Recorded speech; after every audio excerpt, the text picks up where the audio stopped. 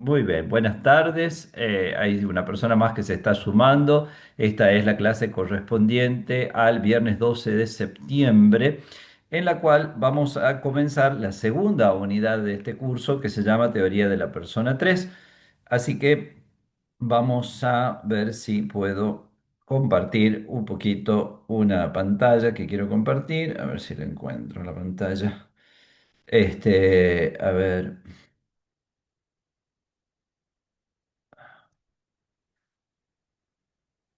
Esperen un minutito que esto se está muy clavado, esto en la computadora. Ah, bueno, directamente vamos a pasar a compartir la diapositiva sin entrar tanto en detalles con la eh, unidad segunda que aparece en el aula virtual, ¿no? En el aula virtual, en la unidad segunda, ustedes van a ver que dice el discernimiento moral de la acción humana, de eso después lo pueden ver tranquilamente ustedes en la página, y hay cuatro temas fundamentales que vamos a desarrollar allí, que son el de la acción humana voluntaria, el primero que toca ahora, el segundo, la calificación moral de las acciones por el objeto, el fin y las circunstancias, el tercero, la ley moral y la ley natural, y el cuarto, la conciencia. Ustedes van a ver que allí tenemos también las respectivas presentaciones de PowerPoint que solamente están a la vista, solamente está a la vista la de hoy, la de ahora, porque las vamos a ir mostrando gradualmente, y así como los respectivos trabajos prácticos. Yo les recomendaría vivamente que traten de hacer el trabajito práctico correspondiente a cada semana para que no se atrasen y para que también de esa manera tengan como un complemento de lo que es la clase sincrónica, porque no tenemos que olvidar que la dinámica de la educación a distancia, de la educación virtual, digamos así, no se trata simplemente de que el profesor dé muchos contenidos o desarrolle muchos temas, que evidentemente uno los desarrolla en la clase, sino también de la retroalimentación, el feedback que uno hace con el trabajo práctico que realiza en cada caso. Bueno, sin más, vamos a comenzar ahora a hablar de la acción humana voluntaria. Fíjense ustedes, cuando nosotros hablamos de antropología filosófica, el concepto central es el concepto de persona. Si el ser humano nosotros quisiéramos definirlo con una sola palabra en la que tratáramos de abarcar todo lo que importa verdaderamente, todo lo esencial que no puede faltar a la hora de considerar al ser humano, tendríamos que decir el ser humano es persona. Si nosotros queremos, por el contrario, definir la actividad del ser humano, su actuación, aquello que nos lleva a su dinámica propia, la dinámica propia por la cual la persona se va realizando y va alcanzando su fin, tendríamos que definirlo con la palabra acción. Si bien, como vamos a ver enseguida, la palabra acción es una palabra que puede abarcar muchas cosas y que por eso mismo requiere como toda una serie de aclaraciones. Fíjense, persona en el centro de la antropología, acción en el centro de la ética. No es casualidad que una de las obras filosóficas difícil y quizá densa de Karol Wojtyla se llame precisamente Persona y Acción. Y en la filosofía personalista del siglo XX, que también ha tomado muchos elementos del pensamiento clásico, sobre todo de la filosofía y teología de Santo Tomás de Aquino, eh, persona y acción son como dos elementos esenciales. Pero vamos un poquito a hablar de la acción y a definir un poquito la acción. Eh, los pensadores personalistas del siglo XX, tomando una distinción que Santo Tomás de Aquino coloca en el comienzo de la parte moral de su Suma Teológica, dicen que es necesario distinguir entre acto humano y acto del hombre. El acto humano es, según Santo Tomás de Aquino, aquel que procede de la voluntad deliberada de la persona, es decir, aquel que se realiza con el uso de la inteligencia y de la voluntad, que procede de la inteligencia y de la voluntad. Entonces, ¿cuáles serían ejemplos de los actos humanos? No sé, entender, amar, estudiar, dirigirse voluntariamente a un lugar, todo lo que nosotros hagamos con pleno uso de nuestra facultad racional y volitiva, voluntaria, es un acto humano. En cambio, acto del hombre le llama Tomás de Aquino a aquellas cosas que se dan en nosotros sin intervención de nuestra inteligencia y de nuestra voluntad, ¿no? Por ejemplo, qué sé yo, la circulación de la sangre, la digestión, un tic nervioso, eh, no sé, un movimiento involuntario, un sueño, ¿m? Serían todos ejemplos de actos del hombre, porque en ellos no interviene la voluntariedad deliberada de la persona. Y fíjense ustedes que hay una distinción muy importante entre estas dos realidades porque los actos humanos no solamente son aquellos más trascendentes y decisivos en la realización de la persona, sino que también son los únicos en los cuales se ejerce verdaderamente la libertad y en los cuales juega también la responsabilidad. En el acto del hombre no. Uno puede decir, o sea, los sacerdotes por ahí vienen y nos dice, ay, padre, he soñado que anoche la maté a mi suegra, ¿no es cierto?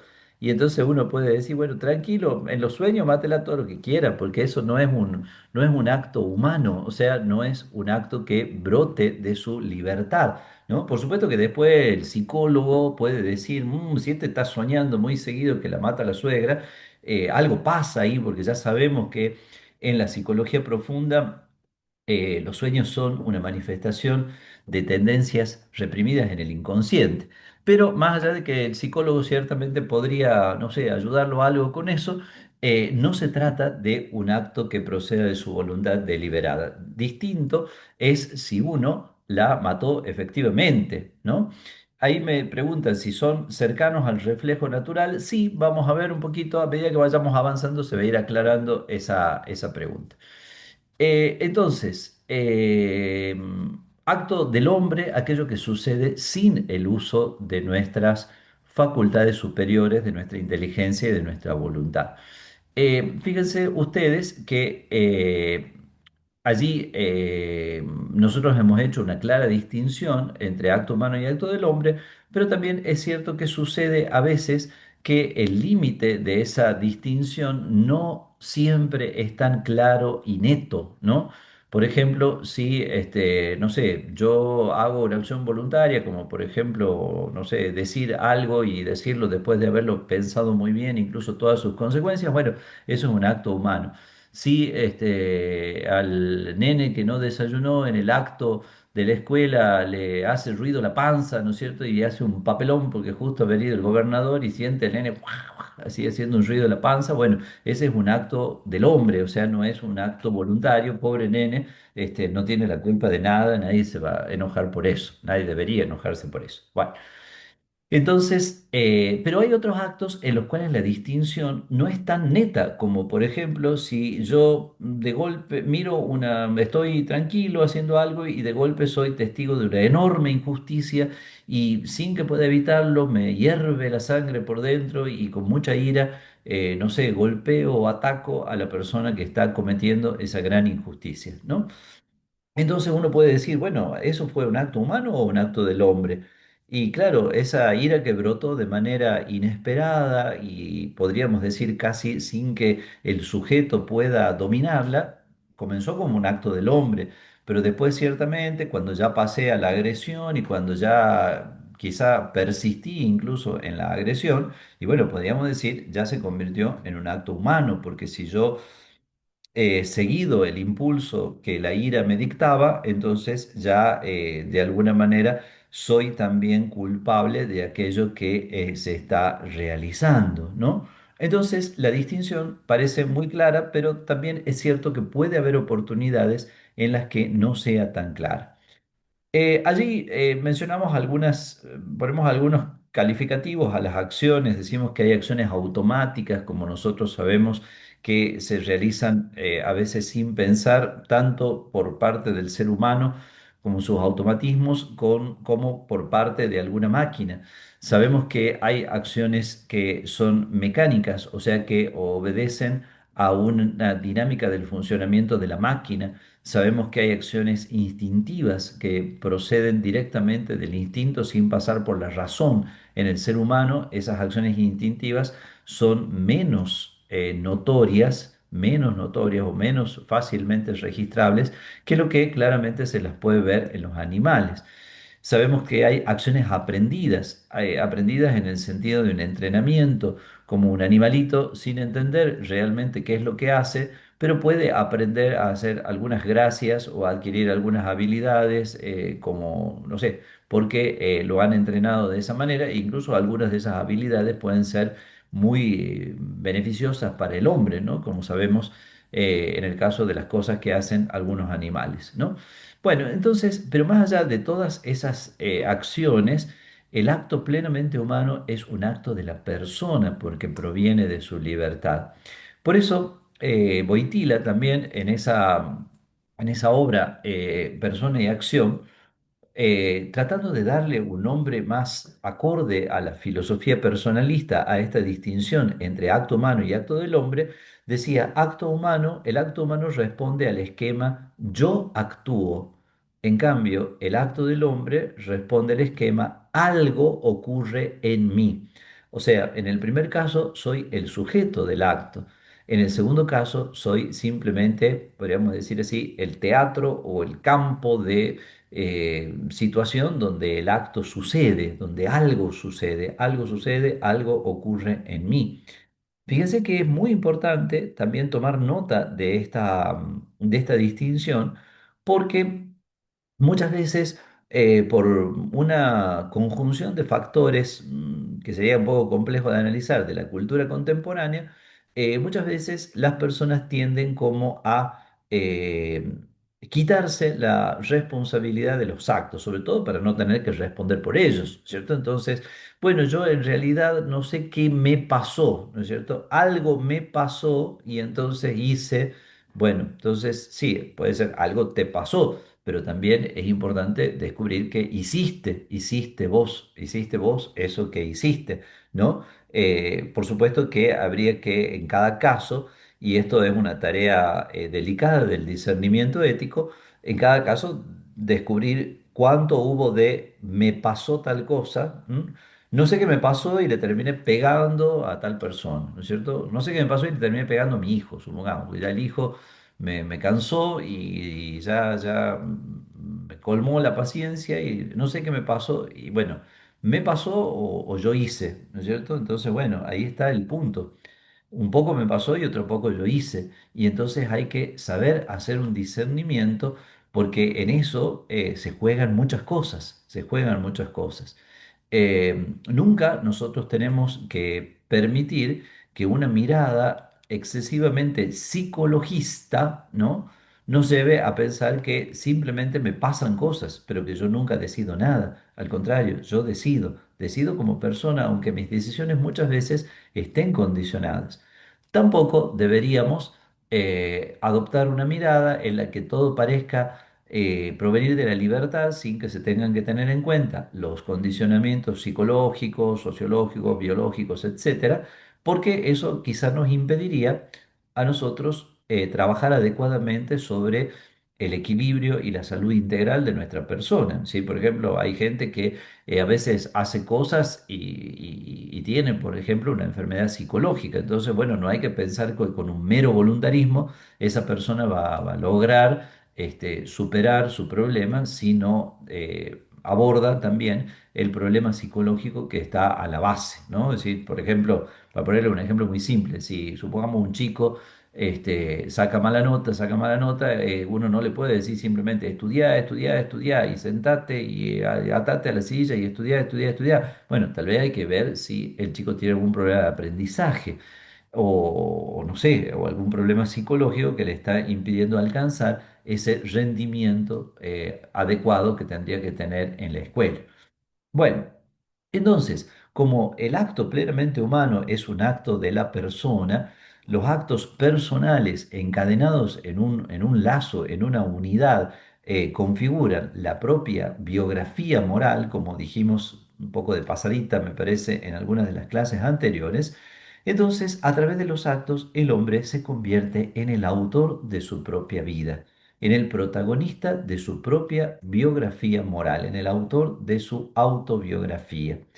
Eso es también como muy importante porque hoy en día por ahí algunas personas, de acuerdo a las experiencias que tienen, sienten como que sencillamente estuvieran, no sé, poco como siendo arrastradas por la corriente de la vida sin tener la verdadera oportunidad de ser protagonistas de aquello que están viviendo, ¿no? Entonces, el hombre sí es protagonista de lo que vive, por más que muchas veces esté sometido a condicionamientos bastante importantes.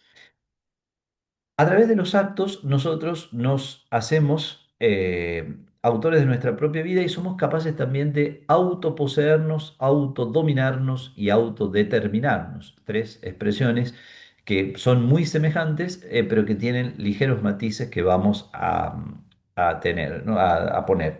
Primero que nada, autoposeernos significa que nosotros nos tenemos a nosotros mismos. Es decir, el ser humano no está como arrojado en una especie de corriente de acontecimientos que no puede dominar de ninguna manera, sino que de alguna manera se tiene a sí mismo, es decir, está como, si podemos utilizar, como el caballo que galopa su propia vida, ¿no es cierto? Autodominio significa que uno tiene las riendas de ese caballo, es decir, no solamente se tiene, sino que también tiene la capacidad de avanzar, de detener, de establecer el curso de la acción, etcétera. Pero autodeterminación significa que a través de ese autodominio por el cual yo hago o dejo de hacer, decido una cosa o decido otra, elijo un curso de acción u otro curso totalmente diferente, etcétera, a través de todo eso yo me configuro a mí mismo. En cierta manera, me hago lo que hago. ¿M? Si miento, me hago mentiroso. Si robo, me hago ladrón. Si mato, me hago asesino. Entonces hay un vínculo entre la realización de un acto y la configuración de la persona que es muy característico de la existencia humana y es un vínculo que no se puede eludir, que no se puede sacar, que no se puede quitar. Una especie de ideal de mucha gente sería poder hacer todo lo que quiera, pero que eso no tenga ninguna consecuencia sobre mi persona. Y eso es imposible. ¿M? Todo lo que hacemos tiene consecuencias sobre nuestro ser personal. No solo en los ejemplos quizá más obvios, como supongamos si yo como un montón y descontroladamente, después cuando tenga 20 kilos de más, bueno, si me doy cuenta que lo que he hecho ha tenido incidencia sobre mi persona, pero no solamente en el sentido físico, ¿no? Sino también en el sentido moral, que es mucho más decisivo y determinante. Vale decir, me convierto en aquello que hago. No siempre y de la misma manera en todas las acciones que hago. Si una persona comete una falta, podríamos decir así, menor, bueno, podemos decir que ya por esa falta la persona quede totalmente descalificada. Si supongamos una persona en un momento de debilidad y quizá, no sé, para evitar un problema dijo una mentira, tal vez nosotros no podemos ya tachar como absolutamente mentirosa a esa persona ya para todo el resto de su existencia. Pero tal vez hay otras cosas que sí son más decisivas. Si esa persona, por ejemplo, siempre llega tarde a todos lados, bueno, podemos decir, sí, no es una vez, son muchas veces. Esa persona es impuntual o es incumplida, ¿no es cierto? Y si esa persona ha fallado la fidelidad matrimonial o la fidelidad de la amistad, por ejemplo, revelando secretos o traicionando al amigo, aunque lo haya hecho una sola vez, si esa sola vez que lo hizo, está configurada en un acontecimiento importante, podríamos decir así, un acontecimiento destacado, ¿no? Entonces, esa persona, aunque haya cometido un solo acto de infidelidad, solo podemos decir es infiel. La persona es infiel. Entonces, se autodetermina también a través de sus acciones. Por supuesto que esto no quiere decir que la persona no pueda cambiar. Ciertamente la persona puede cambiar su conducta. Pero también esto quiere decir que las acciones dejan huella en nosotros. Eh, Algunas acciones, podríamos decir así, algunas acciones malas que nosotros realizamos, podríamos decir, fácilmente caen no sé, en el olvido y se borran con una relativa facilidad, pero en cambio otras acciones dejan una profunda huella en nosotros, una profunda herida en nosotros y en los otros. Por ejemplo, la infidelidad no solamente deja una herida en el amigo o en el cónyuge al cual se traicionó, sino también deja una profunda herida en uno mismo. Uno no ha sido capaz de sostener una palabra decisiva, determinante, sumamente importante en la propia vida. Si uno ha sido capaz de quebrar eso, es como que ya muchas cosas están interiormente resquebrajadas. Bueno, esto como una primera caracterización respecto de la acción. A veces los profesores, o por lo menos yo como profesor, somos amigos de las definiciones y las definiciones por ahí son muy buenas porque nos permiten a nosotros llegar a los elementos esenciales de la realidad que estamos definiendo y sin embargo también tenemos que tener en cuenta que esas definiciones pueden tener una cierta relatividad, ¿no? O sea, también se pueden enriquecer con otras perspectivas, se pueden aumentar con otras miradas, ¿no? Pero entonces, en las tres primeras líneas de esta diapositiva tenemos la definición de la acción humana voluntaria. Es la acción que procede de un principio intrínseco con conocimiento formal del fin, ¿no? Ya vamos a explicar paso a paso cada uno de los elementos de esta definición. Bueno, que la acción es una acción, no hace falta decirlo, pero es interesante remarcar un pequeño detalle. La acción no es mera pasividad, no es mera reacción, es algo que tiene como implica como una iniciativa del sujeto. Hay algunas visiones psicológicas que ponen excesivamente el acento en el elemento reactivo que tiene nuestra conducta. Entonces, todo es respuesta a un estímulo, todo es reacción a una acción previa, ¿no? Y con eso, ciertamente hacen referencia a un aspecto de nuestra acción, de nuestra actividad, pero que no es el único aspecto ni que tiene que ser tampoco absolutizado. Entonces, la acción humana es acción. Para Aristóteles, la pareja de opuestos era acción y pasión. Acción es cuando nosotros, cuando brota de nosotros el acto que se dirige hacia otro objeto y en cambio pasión es cuando nosotros somos el objeto de la acción de otro, ¿no? Entonces, cierto es que en el ser humano hay acción y pasión en ese sentido aristotélico, pero también es importante poner el acento sobre la acción. Entonces, la acción procede de un principio intrínseco, procede de un principio intrínseco. Si yo agarro una piedra y la pongo en mi onda y le pego un ondazo impresionante a un pajarito que está en el árbol vecino, ¿no es cierto? La piedra tiene una enorme fuerza cuando impacta sobre el pobre animalito, pero la acción de la piedra no procede de un principio intrínseco. O sea, la piedra no se movió sola para golpear. En cambio, la acción humana es una acción que procede de un principio intrínseco. Quienes tienen la capacidad de realizar acciones que provienen de un principio intrínseco son los seres vivientes. Por ejemplo, ahora que se acerca la primavera, vamos a ver que los árboles que estuvieron secos durante el invierno van a echar brotes y va a volver a aparecer el verde y las hojas, hermoso, ¿no? Bueno, esa vida procede de un principio intrínseco. También la actividad de los vivientes sensibles, como los animales, procede de un principio intrínseco y hay muchos principios, o hay un principio intrínseco que gobierna muchos movimientos de nuestra vida, como son el funcionamiento de todos los aparatos, sistemas que tenemos en nuestro cuerpo, etcétera. Pero la acción humana voluntaria no solamente procede de un principio intrínseco, sino que incluye un conocimiento que se llama formal del fin. O sea que la acción humana voluntaria se dirige a un fin sabiéndolo y sabiendo que ese es un fin que yo me propongo. ¿M? Eh, por ejemplo, si un animalito ve comida, tiene hambre y come, no sería una acción voluntaria, porque si bien procede de un principio intrínseco de la vida que el animal tiene, eh, si bien conoce el fin al cual se dirige porque vio su alimento y fue a comérselo, no lo conoce a ese alimento como un fin que él se lo haya propuesto.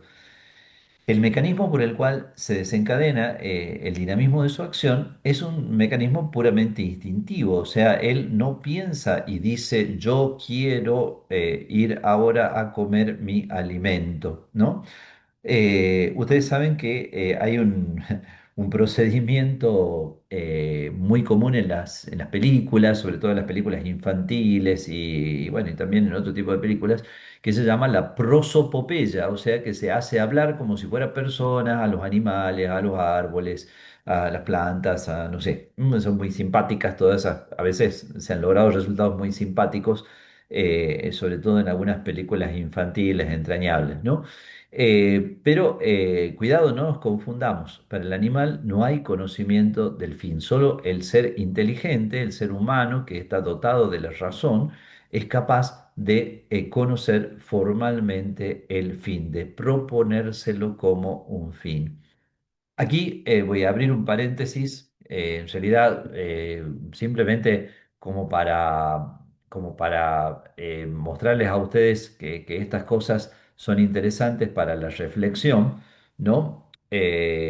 Habría que pensar qué pasa con la inteligencia artificial, ¿no es cierto? Sí, porque la inteligencia artificial parece muy inteligencia en muchas cosas, ¿no?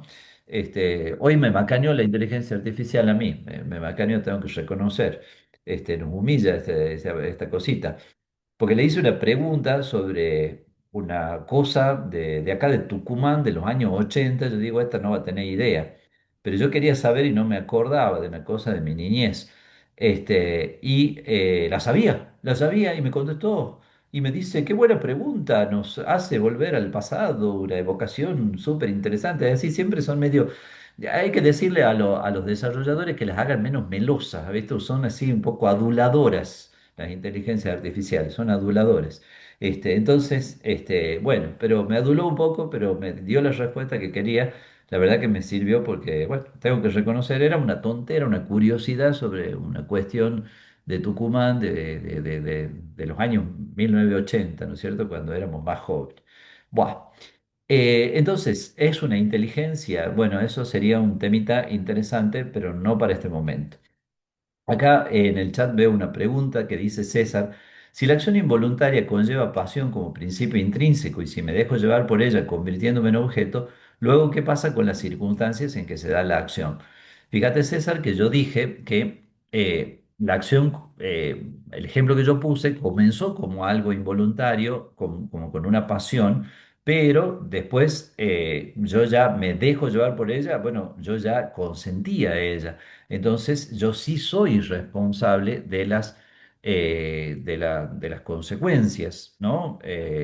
Las circunstancias, no sé si qué quieres decir exactamente ahí con las circunstancias. Las circunstancias son lo que rodean. Las circunstancias pueden configurar la acción de una manera u otra, ¿no es cierto? Entonces, las circunstancias normalmente, pero esto es un tema que corresponde a una clase posterior, lo forzado ya vamos a ver dentro de tres plaquitas que lo impide, lo violento impide la voluntariedad. Ya llegamos a eso.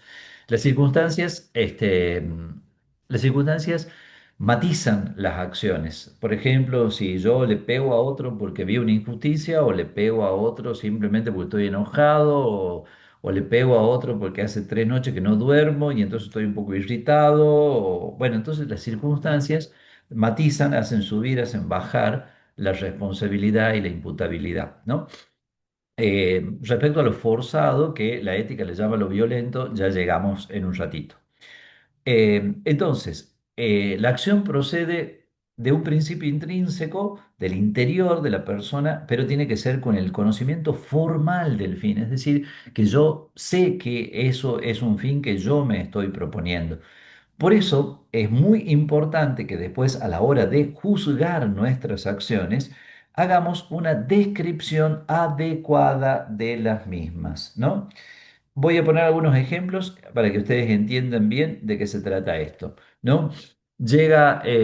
Supongamos, llega papá a la casa y encuentra que mamá e hija están peleadas, ¿no es cierto? Le pregunta el hombre a su esposa, ¿qué pasó? La corregí y le puse límites a esta mocosa, no sé, desobediente, ¿no? Le pregunta, hija, ¿qué pasó? Y dice ella, mamá me humilló y me trató como un trapo de piso, ¿no es cierto? Y entonces, ¿cuál fue la acción realmente? ¿Por qué una describe la acción de una manera y la otra describe una acción de otra? ¿Qué hace el pobre hombre, ¿no es cierto?, para tratar de mediar en esa situación familiar difícil. Es necesario llegar a una descripción adecuada de la acción. Tal vez la descripción adecuada de la acción sea que la mamá corrigió, pero la mamá corrigió quizás sin tener en cuenta ciertas características o ciertas circunstancias, aquí entran las circunstancias, que quizá había que usar otro tono de voz, había que usar, no sé, otros modos, otras palabras, había que hacerlo en otro momento, porque justo en ese momento la chica estaba muy sensible o le pasaba algo, o no sé qué. Entonces, ahí estaría un poco el tema de la descripción adecuada, ¿no? Esto de la descripción adecuada es muy importante. Lo hizo notar una filósofa llamada Elizabeth Anscombe, que es inglesa del siglo XX y que profesaba una rama de la filosofía que se llama la filosofía analítica, que se detiene muchísimo en el análisis del lenguaje. Anscombe nos hace notar que muchas veces en ética nosotros fallamos o juzgamos mal las cosas porque no tenemos una descripción adecuada de la acción, ¿no es cierto? Lamentablemente, en algunas cuestiones importantes de la vida actual se utilizan eufemismos, ¿no es cierto? Y no se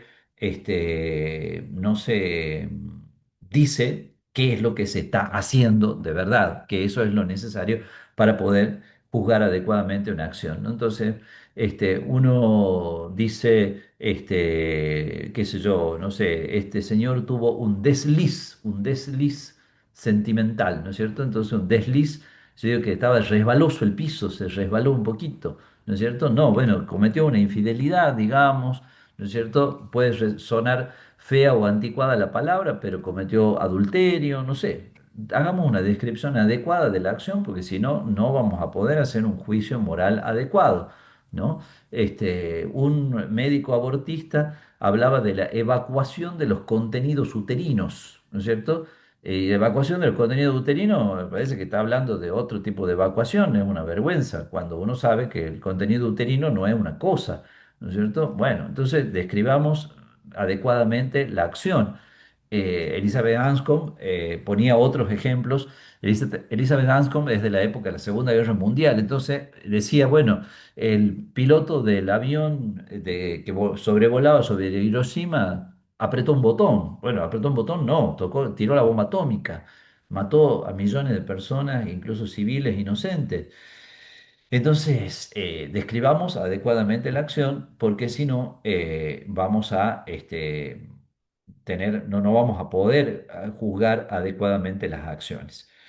Bueno, entonces eso quiere decir Elizabeth Anscombe con el tema de la descripción adecuada de la acción. Y también para nosotros ya más en la vida cotidiana es importante saber, ¿no es cierto?, qué es lo que estamos haciendo en realidad, ¿no? Uno puede decir, bueno, hice justicia o me cobré una venganza. eh, Le corregí, yo soy una persona muy frontal, a mí me gusta decir todo de frente. Bueno, ¿sos una persona muy frontal o sos una persona agresiva que no tiene prudencia y no sabe decir las cosas en su momento? Describamos adecuadamente la acción. Corregí al que estaba equivocado, bueno, o corregiste, pero de paso le aprovechaste para darle una buena humillada, lo humillaste. Bueno, describe adecuadamente tus acciones. Si nosotros, perdón porque le voy a dar un segundo al predicador, le voy a dar un segundo al predicador. Eso es lo que el cristiano hace cuando hace un examen de conciencia. ¿M?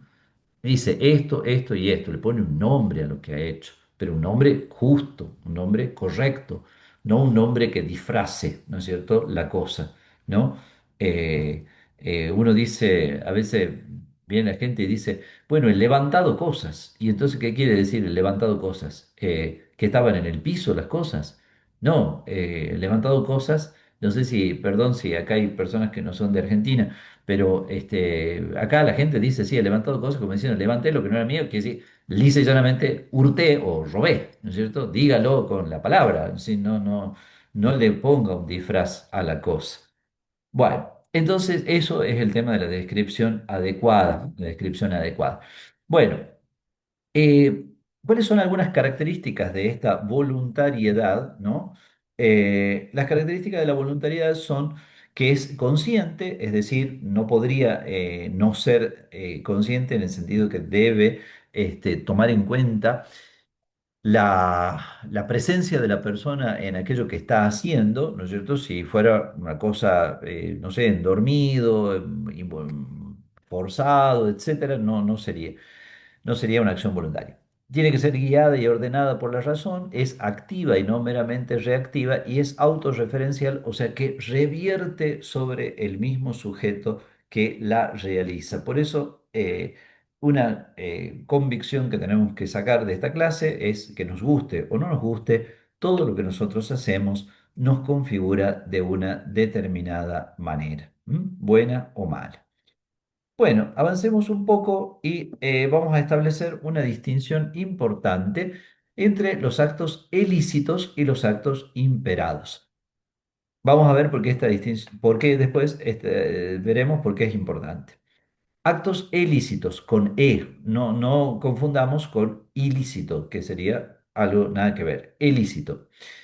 Los actos ilícitos son los que proceden directamente de la voluntad. Entonces, quizá hablando así muy fácil para que se entienda bien, querer, ¿no es cierto? Querer es el acto ilícito por excelencia, ¿no? Querer algo, querer o no querer también, ¿no es cierto? Querer o no querer. Los actos imperados, en cambio, son los actos realizados mediante una potencia diversa de la voluntad, que puede ser la inteligencia, los sentidos internos, los órganos corporales, etcétera, ¿no? Entonces, eh, en el acto imperado hay primero un acto ilícito, es decir, la voluntad que ha querido algo, y después la acción correspondiente realizada por la potencia distinta de la voluntad. Entonces, la voluntad manda todo. La voluntad le puede mandar a la inteligencia pensar en un problema y buscar una solución. La voluntad le puede mandar a la memoria acordarse de algo y bueno, si le funciona la memoria se va a acordar y si no, no. Como ya sabemos los que somos un poco más viejos, que nos olvidamos muchas cosas. La voluntad le puede mandar a la imaginación, imaginar, la voluntad le puede mandar a la mano hacer algo o a los pies caminar, etcétera. Entonces, los actos imperados son realizados mediante una potencia diversa de la voluntad, pero presuponen un acto ilícito. Donde nunca se puede ejercer violencia es en el acto ilícito. Es decir, el acto propio de la voluntad nunca puede ser violentado. Es muy tremendo esto porque es el último límite de la dignidad humana. Imagínense ustedes, recién había una pregunta sobre qué pasa cuando uno hace algo forzado, etcétera. Ya llegamos enseguida a las causas de voluntario e involuntario, pero es importante saber que incluso a veces cuando vemos que también en el siglo XXI se renuevan muchas formas de manipulación, de presión, podríamos decir así, de coacción sobre las personas, lo único que no se puede obligar a una persona es a querer lo que no quiere, porque eso sería precisamente una contradicción en los términos. Ahí vamos a ver nosotros que hay como algunas distinciones, porque ustedes me dirán, bueno, a veces la persona quiere lo que no quiere, por ejemplo, no sé, el ladrón le dice la bolsa o la vida y entonces uno le da, no quiere darle la billetera, la bolsa, pero dice, bueno, mejor que se lleve la bolsa y no que me mate, ¿no? Entonces uno no quiere, pero le da. Bueno, Aristóteles va a decir, en realidad, si quiere porque prefiere la vida antes de aferrarse a su bolsa. Entonces, en realidad, sí quiere. Pero podríamos decir, lo que nos expresa esta distinción es que los actos de la voluntad, el acto propio de la voluntad, el acto del querer, ese acto es enteramente nuestro. Todos los otros actos pueden ser impedidos. Si yo quiero caminar, no sé, puede venir alguien, me ata la pierna o me encierra. Si yo quiero hacer algo, puede venir alguien, me ata las manos. No sé, si yo quiero pensar en una cosa, capaz que la cabeza no me da para pensar y porque estoy enfermo o tengo hambre o no sé qué me pasa y no puedo pensar y así sucesivamente. O me quiero acordar de algo y la memoria me falla y no me acuerdo, ¿no? Todos los demás actos pueden ser impedidos e incluso hasta pueden ser violentados, como por ejemplo, si yo quiero hacer algo con mi mano, pero viene otro, me agarra la mano, tiene más fuerza, me impide hacerlo. Lo que no puede ser violentado es el acto propio de la voluntad. Siempre nosotros podemos querer, hasta en lo más profundo de nuestro ser, podemos querer algo, aun cuando nos obliguen a hacer exactamente lo contrario, ¿no?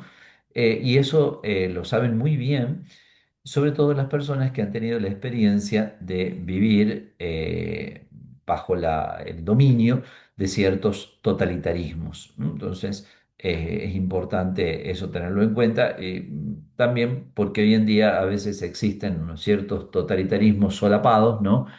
O ciertas ideologías que de alguna manera quieren manipular nuestro pensar y nuestro querer. ¿M? Bien, en base a esto, nosotros podemos descubrir otra cosa que es importante en relación con todo lo que venimos diciendo, que hay una acción voluntaria, pero esa acción voluntaria puede ser perfecta o imperfectamente voluntaria. Perfecta o imperfectamente voluntaria. Perfectamente voluntaria sería si la acción se realiza, bueno, en el estado de vigilia, en plena conciencia, con plena voluntariedad, con, no sé, con el sujeto que está tranquilo, que su cuerpo está cómodo y no tiene ninguna expresión de ningún tipo, y también su afectividad está serena, no está ni enojado, ni triste, ni eufórico, está tranquilo, está normal. Bueno, ahí puede ser que nosotros podemos decir, se ha dado una acción perfectamente voluntaria. Pero la experiencia más común es que nuestras acciones tienen como un más y un menos de voluntariedad y muchas veces hay una no total, podríamos decir así, una no total un uso o presencia de la voluntariedad. Entonces, nosotros acá vemos algunos ejemplos en esto que está puesto. Decimos que la imperfección de la voluntariedad se puede dar en algún caso por parte de la inteligencia.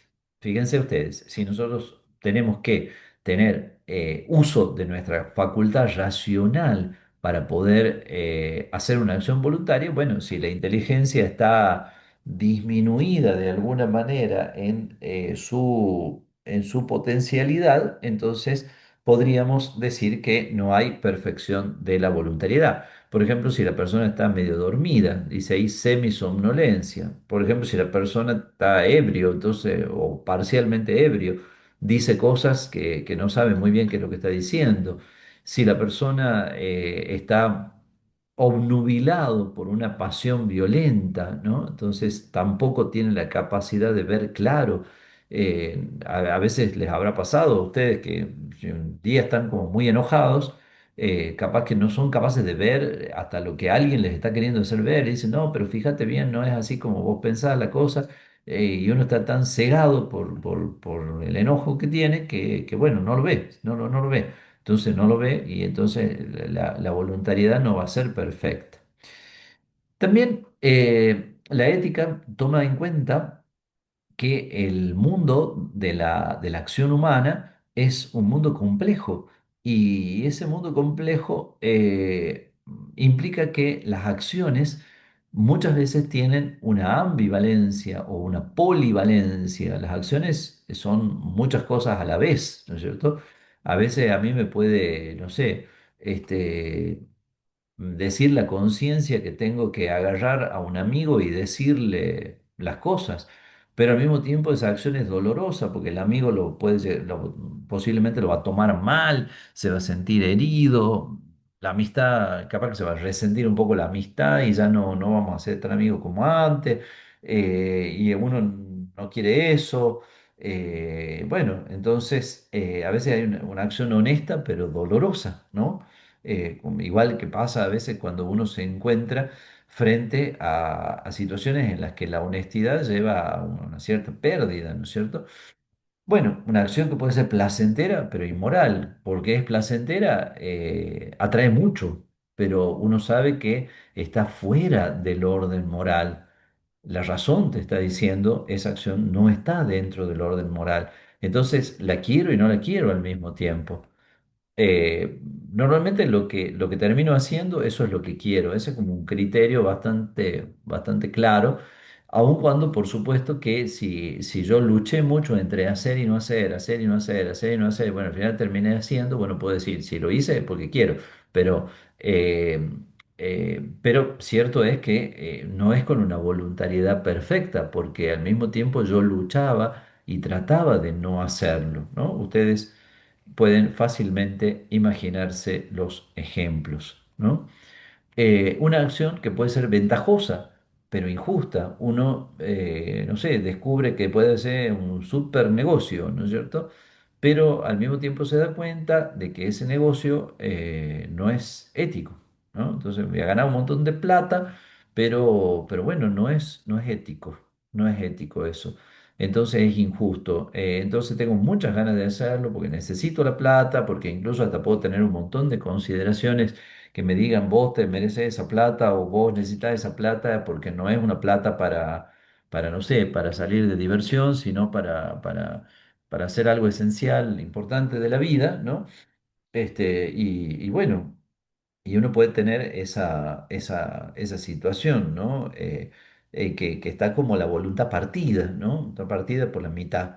Entonces, ahí nos damos cuenta que hay acciones que son imperfectamente voluntarias y que por lo tanto van a tener que ser sometidas a un juicio moral muy matizado, porque por un lado uno no podrá negar que si se hizo, ¿no es cierto? Si el mal se hizo, pero habrá que ver hasta qué punto la persona tenía la capacidad y la voluntariedad de hacerlo, ¿no? Normalmente, como decíamos recién, si se pasa al acto externo, difícilmente se puede hablar de un consentimiento imperfecto, ¿no? Entonces, supongamos que yo soñé que la mataba la suegra, tengo muchas ganas de matar a la suegra y después la maté a la suegra, de verdad, ¿no es cierto?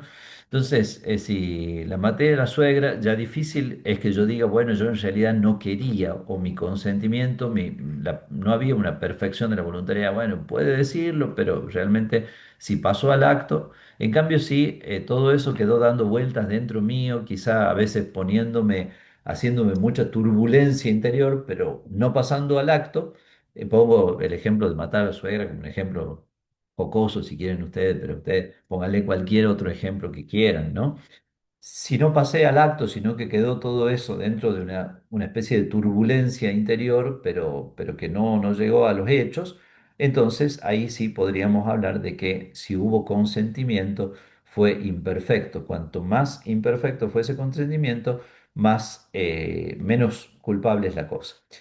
Por eso nosotros tenemos acciones no voluntarias cuando no hay ninguna intervención de la voluntariedad, ¿no es cierto? Es decir, por ejemplo, qué sé yo, yo aplasté al perro con el auto, pero ni siquiera sabía, ni vi, ni nada, ni podía ver que estaba el perro, ¿no es cierto? Entonces no es voluntario.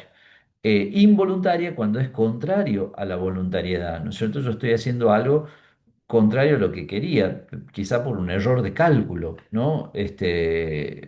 Por ejemplo, no sé, me llevé algo que no era mío, pero no me di cuenta, ¿no es cierto? Ahí voy a explicar qué significa preterintencional. Preter más allá de intencional, intención, o sea. Preterintencional es una expresión que viene también del ámbito jurídico, ¿no? Es decir, está fuera de la intención, ¿no? Yo estaba tirando un tiro al blanco en un lugar donde se tira tiro al blanco y yo no podía saber que justo pasaba Pepe por ese lugar y le metí un tiro a Pepe, ¿no es cierto? Entonces, fue eso preterintencional, más allá de la intención. ¿M? Y incluso no solo fue no voluntaria, sino también involuntaria, porque yo a Pepe lo quiero y qué desgracia que lo maté. Ustedes han visto que hay situaciones dolorosísimas, ruego a Dios que a ninguno de ustedes les haya pasado cerca esta, ¿no? Como por ejemplo el papá o la mamá que movió el auto y mató al hijo, que estaba detrás del auto, esas cosas horribles, que Dios quiera que no le pasen nunca a nadie, pero que a veces pasan. Entonces ahí nosotros diríamos, no solo ha sido no voluntaria, sino que ha sido también involuntaria, porque el padre ese lo que quiere es el bien del hijo y le terminó haciendo daño sin querer. Bueno, y la acción mixta es aquella en la que hay mezcla de voluntario e involuntario, como los ejemplos que pusimos antes. Acelero porque ya me queda poquito tiempo. Tenemos finalmente las cuatro clásicas causas del involuntario según la doctrina clásica de la ética.